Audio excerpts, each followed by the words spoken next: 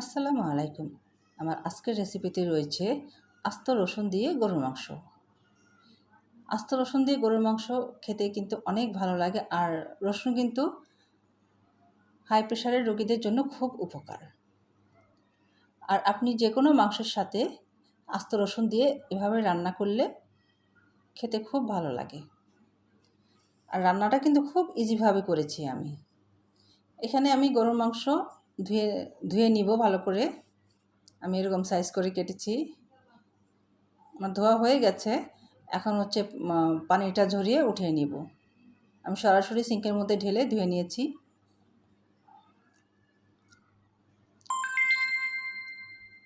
এখন আমরা চুলায় একটি প্যান বসিয়েছি। প্যানে আমি প্রয়োজন মতো তেল দিব।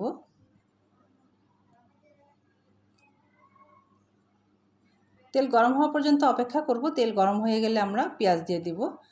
আমি সাধারণত গরুর মাংস রান্না করতে গেলে পেঁয়াজ এরকম কিউব করে কেটে নিই, কারণ গরুর মাংসের পেঁয়াজ এমনিতেই গলে যাবে, সেজন্য এত কষ্ট করে আর পেঁয়াজ কুচানোর প্রয়োজন নাই। আর গরুর মাংস কিন্তু কম বেশি সবাই পছন্দ করে, তবে যাদের অ্যালার্জির প্রবলেম আছে তারা গরুর মাংসটা পছন্দ করলেও তারা খেতে চায় না। এখন আমি গরম মশলা দিয়ে দিচ্ছি। অনেকে মাংস রান্নার সময় খুব বেশি গরম মশলা দেয়, তা আমি এত বেশি গরম মশলা দিই না। আমি এখন লবণ দিয়ে দিচ্ছি। লবণ দিয়ে দিলে পেঁয়াজ খুব দ্রুত সময়ে নরম হয়ে যাবে। তা আমি কিছুটা সময় পেঁয়াজ ভেজে নিব। পেঁয়াজগুলো একটু নরম হয়ে গেলে তারপর আমি মশলাগুলো অ্যাড করব। আমি একটি তেজপাতা দিয়ে দিলাম, বড় সাইজের একটি তেজপাতা দিয়েছি। তেজপাতা বেশি দিলে আমার কাছে মনে হয় কি কেমন একটা জঞ্জাল সেজন্য আমি অল্প দিই। গরম মশলা এবং তেজপাতা আমি অল্প দিই, সেটা মাংসের পরিমাণ বুঝে দিতে হবে।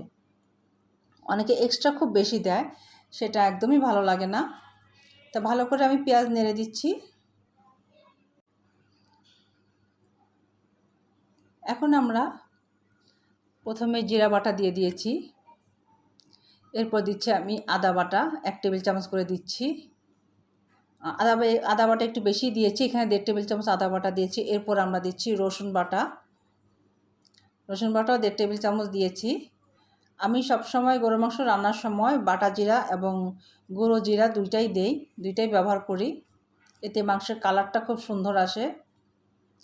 তো এই মশলাগুলো দেওয়ার পর আমি ভালোভাবে কষিয়ে নিব।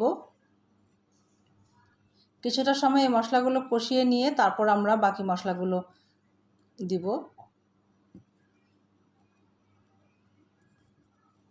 এখন দিয়ে দিচ্ছি হলুদ গুঁড়া। এরপর দিয়ে দিলাম ধনিয়া গুঁড়া। এরপর দিচ্ছি লাল মরিচ গুঁড়া।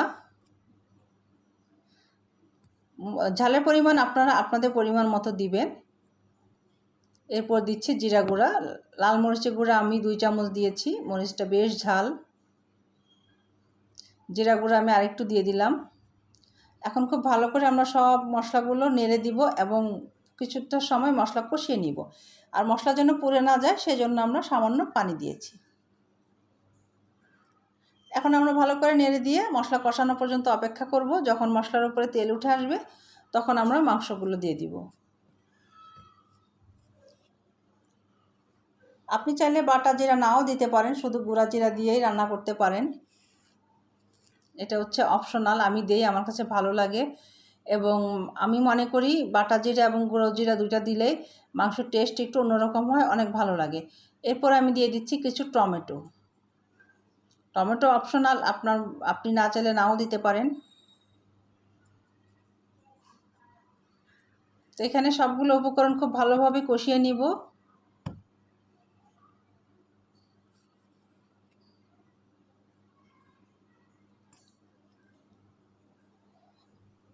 এখন আমরা মাংসগুলো দিয়ে দিব। মাংস ধুয়ে পানি ঝরিয়ে রেখেছিলাম।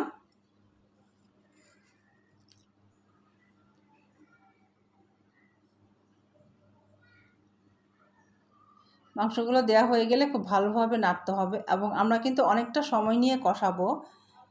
মাংস যদি ভালো মতো কষানো না হয় তাহলে কিন্তু মাংসের টেস্ট আপনি পারফেক্টভাবে পাবেন না। এজন্য অনেকটা সময় নিয়ে মাংস যদি কষান তাহলে দেখবেন যে খেতে খুব ভালো লাগবে, অসাধারণ মজা হবে। এই জন্য চেষ্টা করবেন অনেকটা সময় নিয়ে মাংস কষানোর জন্য। আমরা ভালোভাবে নেড়ে দিয়ে তারপর কিন্তু আমরা চুলার আঁচ কিছুটা কমিয়ে দিব, মিডিয়াম করে দিব। মিডিয়াম আঁচে মাংস কষানো হবে।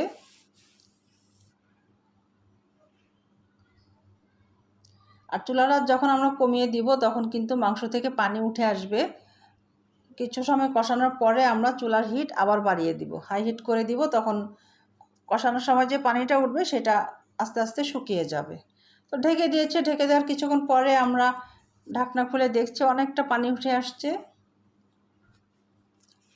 আমরা এখন চুলার আঁচ কিন্তু বাড়িয়ে দিয়েছি, ফুল হিট দিয়ে দিয়েছি। ভালোভাবে নেড়ে দিচ্ছি। কিছুক্ষণ পর পর কিন্তু আমরা ঢাকনা খুলে নাড়বো, তা না হলে কিন্তু তলায় ধরে যাবে। আবারও ঢেকে দিলাম। কিছুক্ষণ পর আমি আবার ঢাকনা খুলে নাড়বো। একটু ধৈর্য সহকারে যদি গরু মাংস রান্না করা হয়, গরু মাংসের টেস্ট কিন্তু অসাধারণ হয়।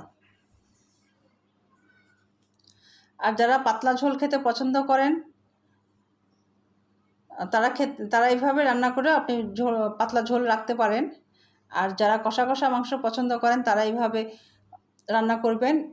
মাংস কষানোর সময় যে পানি উঠবে ওই পানিটা দিয়েই আপনারা চেষ্টা করবেন মাংস রান্না করতে। ওই পানিটা দিয়ে সিদ্ধ হয়ে যাবে, কিন্তু চুলার আঁচটা কমিয়ে দিতে হবে।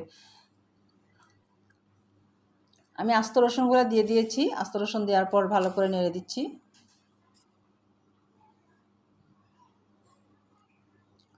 আবারও কিন্তু কিছুটা সময় কষাবো। আমাদের কষানো কিন্তু হয়নি, কষানো হয়ে গেলে কিন্তু পানি শুকিয়ে যাবে। এখন আবার নেড়ে দিয়েছি।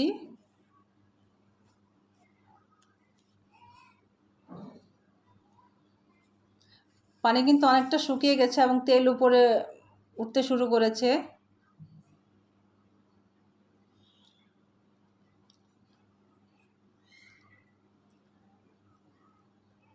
তো আমরা ঢাকিনি, যেহেতু পানি ছিল অনেক, সেজন্য আমরা ঢাকিনি। না ঢেকেই আমরা কিছুক্ষণ পরপর নেড়ে দিচ্ছি। এখন আমরা পানি দিয়ে দিব। সিদ্ধ হওয়ার জন্য যে পরিমাণ পানি দরকার সেটুকু দিব, খুব বেশি পানি দিব না। বেশি পানি দিলে কিন্তু আবার এখানে ঝোল ঝোল থেকে যাবে, এত ঝোল ভালো লাগে না। আমরা আবার যে কোনো তরকারি একটু কষা কষা করে খাই। আমি ঢেকে দিলাম, সিদ্ধ হওয়ার জন্য অপেক্ষা করব। তো কিছুক্ষণ পর ঢাকনা খুলে নেড়ে দিব, বলক উঠে আসছে। এখন আমরা নেড়ে দিব।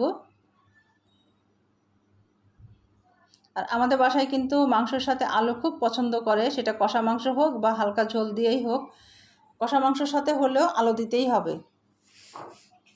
বাসার সবাই মাংসের সাথে আলু খুবই পছন্দ করে। তো কিছুক্ষণ পর পর ঢাকনা খুলে নেড়ে দিচ্ছি।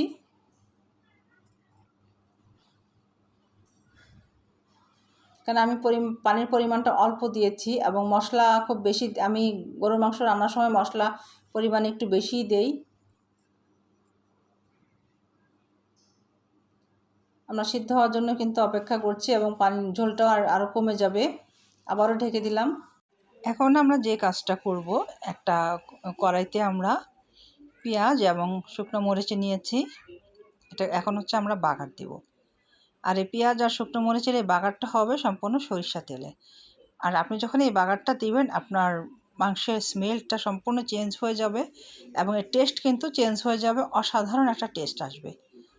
তো আমি পেঁয়াজ এবং শুকনো মরিচটা ভেজে আমি ঢেলে দিলাম। এটা দেওয়ার পর কিন্তু অসাধারণ একটা ফ্লেভার আসে, মানে ঘ্রাণেই মনে হয় কি এক প্লেট ভাত খেয়ে ফেলি। তো বাগার দেওয়ার পর আমরা ভালোভাবে নেড়ে দিচ্ছি এবং যে পানিটুকু দেখতে পাচ্ছেন এটা কিন্তু নামানোর পর আরও শুকিয়ে যাবে। ফাইনালি আমাদের রান্নাটা কমপ্লিট হয়ে গেছে। এখন আমরা সার্ভিং ডিশে সুন্দর করে উঠিয়ে নিলাম।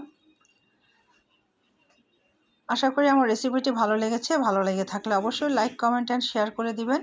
আমাদের পেজটি ফলো করবেন, ইউটিউব চ্যানেলটি সাবস্ক্রাইব করে দিবেন। আর আমাদের একটি ক্লথিং পেজ আছে, আমাদের ক্লথিং পেজটি ফলো দিয়ে সাপোর্ট করবেন। ওখানে সব অথেন্টিক প্রোডাক্ট পাবেন।